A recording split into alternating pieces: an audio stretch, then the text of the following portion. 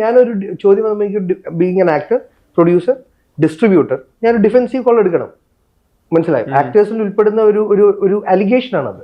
ഞാൻ അങ്ങനെ തന്നെ കാണുന്നുള്ളൂ. വളരെ 2024 ശേഷം വരുന്നതിനെ ഞാൻ ഒരിക്കലും ഒരു വളരെ സിമ്പിൾ സില്ലി ഇതായിട്ട് എടുക്കാൻ പറ്റില്ല. ഇത് കഴിഞ്ഞ വർഷം ഞാൻ നേരത്തെ പറഞ്ഞ കപ്ലിംഗ് സിനിമകൾ പറഞ്ഞത്.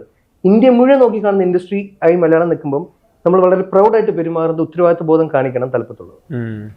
പിന്നെ 2, മറ്റ് കമ്പനികളുടെ ഫിനാൻഷ്യൽ ഫിഗേഴ്സ് എങ്ങനെ ഒരു അസോസിയേഷൻ പുറത്തുവിടാൻ പറ്റും എന്നുള്ളത് എനിക്ക് ഇതിന്റെ ലീഗൽ നിയമങ്ങളൊക്കെ എനിക്കറിയില്ല. അതെങ്ങനെ ഒരാളുടെ പ്രൈവസി അല്ലേ? അയാളുടെ സാലറി, അയാളുടെ എത്ര പ്രോഫിറ്റ്, അയാളുടെ എത്ര, നിങ്ങൾക്ക് വിവരാവകാശ കമ്മീഷൻ വഴി നിങ്ങൾക്ക് വേണമെങ്കിൽ ആയ വിവരങ്ങൾ തേടാം.